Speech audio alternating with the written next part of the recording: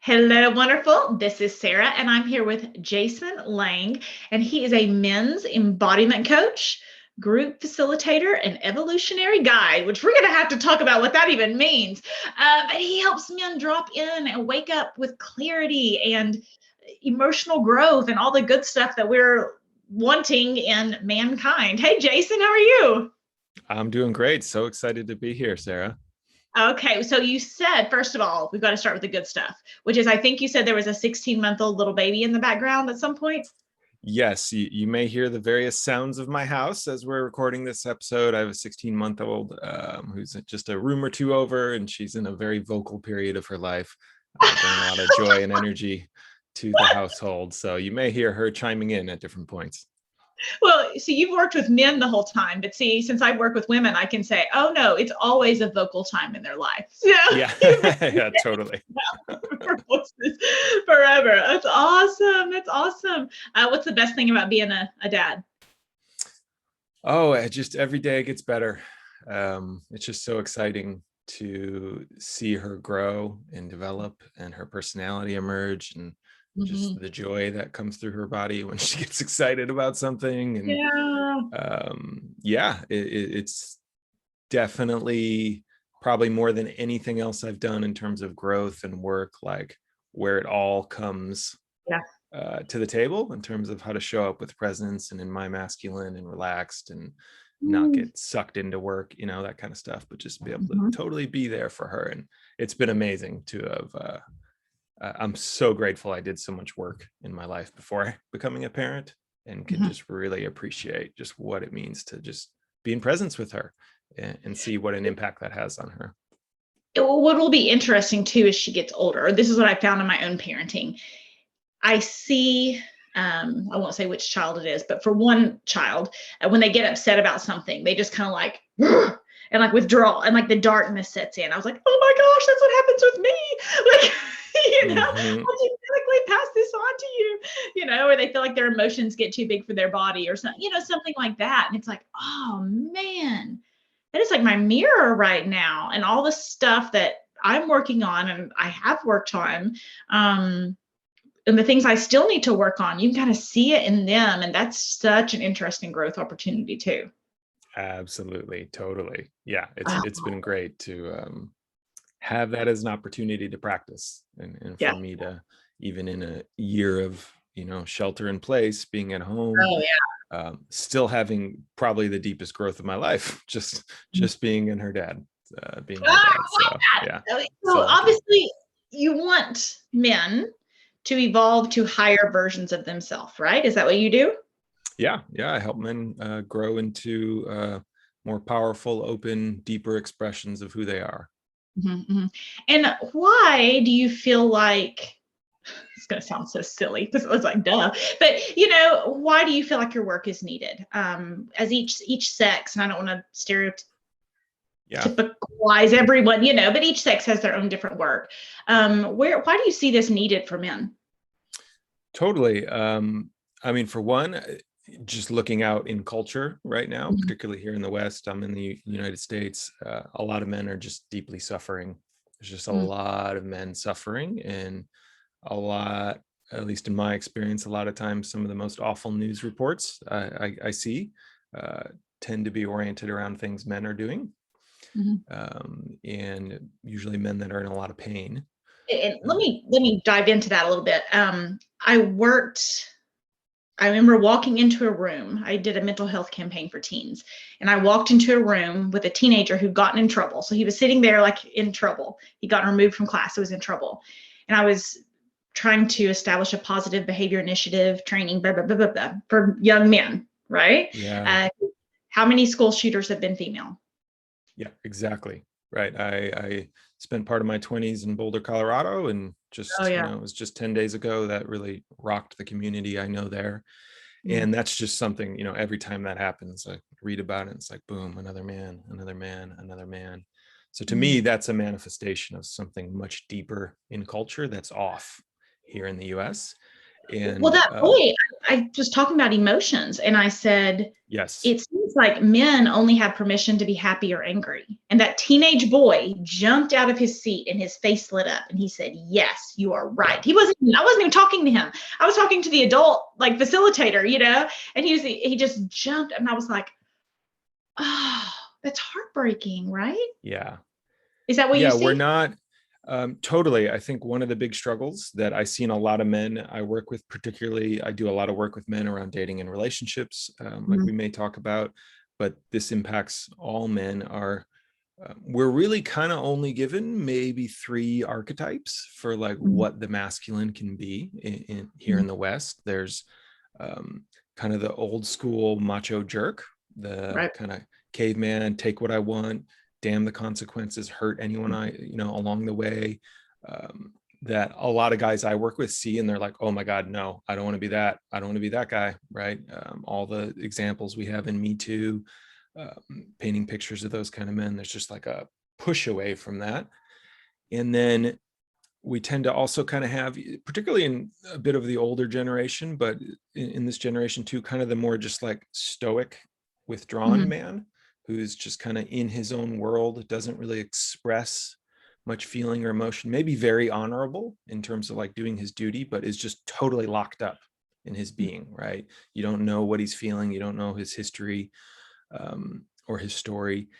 And then there's what I tend to work a lot with is kind of the more not wanting to be either of those, the more kind of nice guy. Like Yeah. I do have a little bit more access to my heart and my sensitivity, but oftentimes I struggle in dating and relationships or making meaningful impact in the world. And there's like a little bit of disconnect around my power. So Mhm. between those 3, most guys kind of look at that and they're like, wow, those are my choices. And we kind Mhm. of get stuck in one or the other, or reacting against one, and don't have many places to go. And Mhm. then men's culture in general um, just isn't very robust here in the States, as I would say. The best case scenario for a lot of guys I've worked with is maybe they had like a great coach in some kind of Mhm. sporting situation growing up, or like Cub Scouts. But beyond that, there's no ritual or culture or anything that helps acclimate boys into becoming men, of like, hey, here's what's possible, here's what you want to aim for, and here's how to be. Here's how to be in your body, here's how to be with your feelings, here's what's okay. And to just give guys permission to explore and have those feelings and Mhm. emotions is a total game changer for so many men who, if anything, maybe they did express emotions, particularly in their formative years, and right, you're just you're shamed like crazy, you're called all kinds of names. Oh, you're this, you're that, you don't cry, da, da, da. And then guys just lock it down even more and hold that inside um, Well, and what I throughout see their happen. lives. Well, and what I see happening in the dating scene, right? Because bringing it back to that, is the macho guys are making a big splash on the dating scene, and the nicer people who maybe they need to learn to be more assertive or something like that, but they're good people. Like they're good, Mm-hmm. they're good people underneath. But I see an incredible disconnect in my screaming to the ladies like, don't go after the macho. Right? I'm like screaming. Totally. But what I've found in my work, I love your opinion on it. It's what's happening is like the first 10 or 15 minutes, because you have to have that very initial meeting. Okay. Mm-hmm. So if a girl has been hurt and she's like, well, I don't want to be rejected, so I'm going to wait for him to come to me, and he needs to be the leader, and he needs to be this, and I'm just going to sit here and not make myself vulnerable. He can make himself vulnerable. Okay, which is what I'm Yeah. coaching women not to do. Okay, let Mm-hmm. me let me hide. I'm going to use my own book. Totally. Sorry to be weird. It's just here. Let me hide, and maybe a nice guy will find me. Yeah. Maybe not. And it's just like, ladies, come on, because the good guys are not making the biggest splashes. Yeah. Is that what you're That seeing? there's definitely a lot of the nicer guys I know don't want to be that guy, the Yeah. macho guy who's a little too forward, or is just about sex, or makes a woman uncomfortable. Um, and that's a amazing thing. Like that's actually a great emergent in culture. I think the challenge can be sometimes then they actually disown or disengage a little bit too much from their own Yes. power, from their Yes. own ability to just feel attraction for a partner. So they can be, I've worked with guys who, maybe have gone on dates or built a relationship with a woman and she doesn't even know he likes her, right? Because it's so totally cut off there and kind of kept in that Ladies, like listen, friendly platonic listen. space. But I want the women to hear that, because what they're doing is like, well, I've already been hurt, so he has to like, let me have this barrier, and if you break through the barrier of my hurt and my pain, then Yeah. you're the one. That's a bad strategy, right? Yeah, it Because the takes both, right? Both woman, sides right now have to what I would call be doing the work yeah, to be able to yeah, show up more fully in the moment. And kind of taking it back to what we started with, in my experience and kind of witnessing men's work and men's culture, women's work is a little farther ahead in mm-hmm. terms of feminism and everything that burst onto the scene in the 60s and 70s. Like women really kind of got to it. Like, okay, I don't have to just be what society told me I had to be. I can be out, I can have passions, I can have a career. I don't have to just be a housewife. And they got to develop all these different pieces of themselves and get into the work world and academics and exploring who they are. The men's work movements started a little later. It was really not until kind of the late 80s, 90s that it started to kind of sink in, and that a lot of men were like suddenly left like, well, what are we? What am I? What's my worth now if my woman can make more money than me? Like that's a deep thing for a lot of men who are kind of raised on a path of, well, your job is to provide. So those questions really kind of started to spring up what I would call the men's work movement, which is a little later to the game. And so, there are less men, I would argue, doing this kind of interior work to grow and to learn the skills and tools to, as I would say, learn how to show up with an open heart and not to be too crass, but still connected to their balls, right? So they can be sitting in relationship and, yeah, I have that power, I have that drive, I do want you, I want to create something with you, and I feel you as a human being, I'm attuned to you, I don't want to take you anywhere you're not ready to go, but here's who I am, here's what I want, and here's what I'd like to lead us. Is an amazing place that men can get to with the work, that when they're then met with a woman who's also doing their work, right, who also knows that, like, oh yeah, sometimes I have to open my heart before it's 100% safe, right? I kind of got to trust him a little bit. No, I mean, it's such a, I'm going to speak harshly to women, okay? Because you're being very nice and you probably would not. And I don't speak harshly. Well, no, I don't really speak harshly to men because that's not my thing. When you are asking men to do all the work of the relationship and the work of the vulnerability, and then you end up with a controlling man, please do not be surprised. Yeah. It is a dance. It is taking turns. And what I see with the feminist movement, it's like, oh, good, I can, I am woman, hear me roar, or whatever. But then it's like, but I still want him, the women who have been hurt, not the women who are super codependent, like vacuuming into men, but the women, it's like, okay, well, you make all the moves, you take all the work of the relationship. And I mean, my husband and I'm always so grateful for him. It's just so dang easy. It's so dang. We had dinner the other night, and we made dinner, and for his my son's birthday, and his parents came over, right? So we made spaghetti and all this kind of stuff. Well, we didn't have a conversation about who was going to do what. Like, he went some of the groceries. Then we ended up inviting more people. Then I got some groceries. Then he made this part of the meal. I made this part of the meal. And I talked to my son about that. I said, did you see what happened? And then he took a shower and I took over, and I took a shower and he took over. But that dance, that dynamic started our first week of the relationship. Yeah. He texts me and I text him. And then I think he paid for the first 2 dates and I paid for the third. Right. And it was just like this whole, like, this dynamic of responsibility and switching off responsibility in a healthy way. Yeah, I think it, one of the things I tend to work with my men on, which kind of sounds like a bit of the same thing you do, which the beauty of is when both partners are doing it, Yeah. it tends to lead to magic, is Yeah. be the one who goes first. Uh-huh. So don't wait, right? Be the one. One of the most important things I tend to teach my guys, particularly around dating and relationship, is kind of the myth of confidence, that Uh-huh. a lot of guys want to be confident. I want to learn to be confident to approach women or to lead relationships. And I think that's just totally BS. I think confidence is BS. And I do not teach my men confidence, because what most men, when they come to me, are saying when they say, I want to feel confident, is I want to be able to control the outcome and never have to feel bad, right? I want to know that I don't have to get rejected or feel Yeah. bad or feel awkward. And that's just never going to be the case. Yeah. So what I teach instead is lead with vulnerability. So Okay. real strength and courage is leading with vulnerability. I don't know how this is going to go, but I'm going to go first. So here's what I want, or here's what I'm seeing, or here's what I like about you. And the paradox is, to lead with vulnerability, you actually have to be super confident. You have to know that no matter what happens on the other side, I'm okay in who I am and what I want, and I can be resilient and get through that.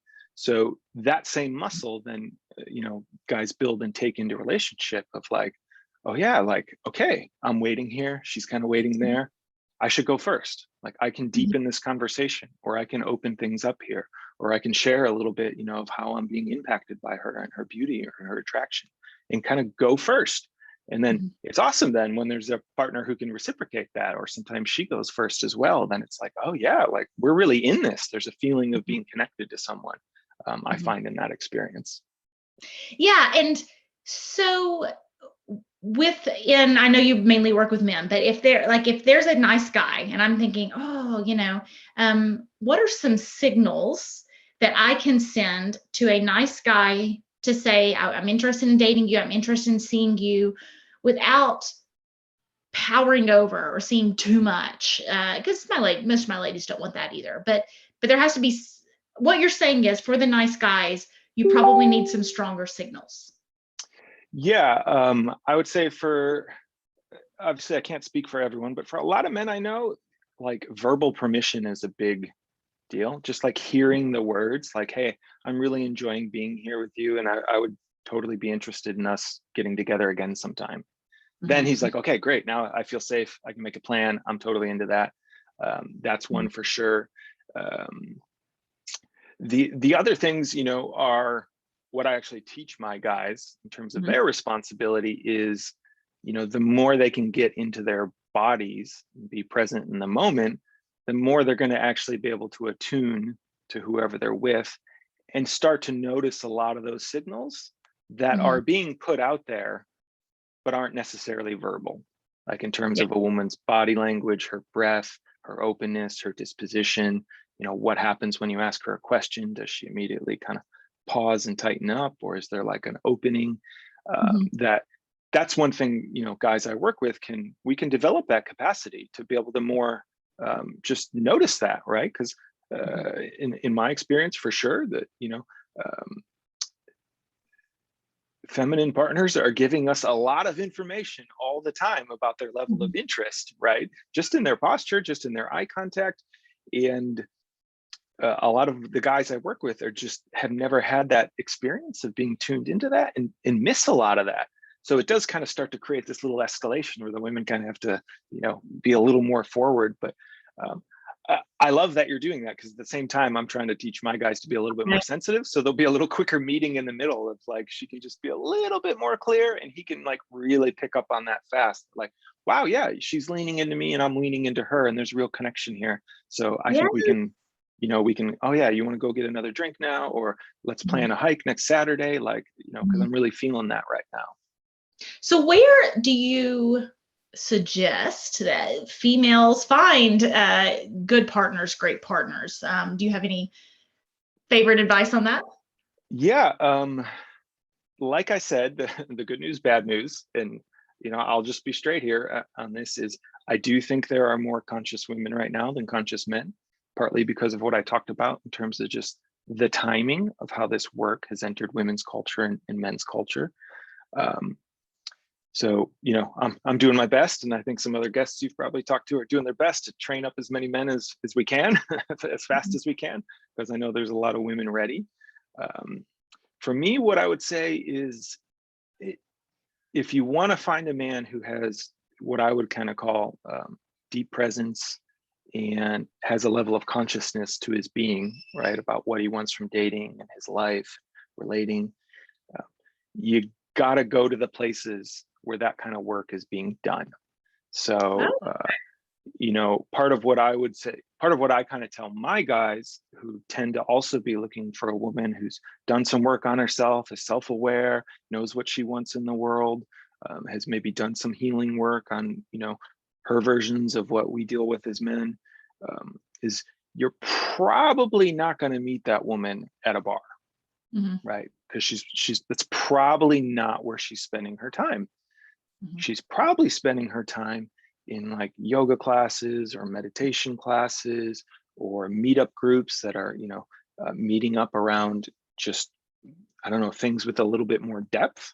So growth mindset, depth and growth mindset. So if you want to meet someone who's doing that, you want to be going to those spaces. So that's, a big thing I teach with my guys is fill your life up with things you are interested in and give a crap about, so to speak. So start doing things you find passion in and value in, because when you're physically in those spaces, you're going to start to find other people and women of similar values who do the same. And so, there's all kinds of co-ed versions of this type of work now. There's consciousness groups, authentic relating meetup groups. There's like a lot starting to emerge that is about,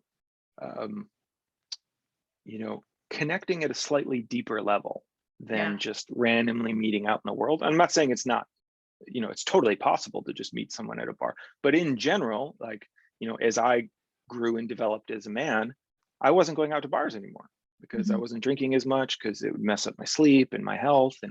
And so I wasn't physically in that place. So you weren't going to meet me there. Right. So like my wife and I, we met at a meetup, a consciousness hacking meetup, because that was, we were both into consciousness and growth, and boom, walked in and there she was, and there I was, and walked across the room. And that was a great example of I was somewhere where I was doing something I was passionate about, and so was she. And that was, for me, before I met her, one of the things I really knew I wanted in my next partner was someone as dedicated to their personal growth and spiritual path as I was already, meaning they already kind of had it. She already had a path, right? She was already kind of doing her own thing, and that we could kind of meet then and already be on that walk together. And boom. So I was in a space like that. And that's where I met somebody who, one of the first things that attracted me to her, someone asked a question about something, and she raised her hand and gave just one of the nerdiest answers about the Yoga Sutras I could have imagined. I was like, wow, it's like she knows some stuff here. This is kind of cool. It's a little different than some other women I've met. But so that's what I would say is you find a way to get into spaces. And I know we're kind of coming, we're still in this pandemic and things are emerging of like what's next, but a lot of these things are happening online right now. There is a lot of ways to get connected to people online every day.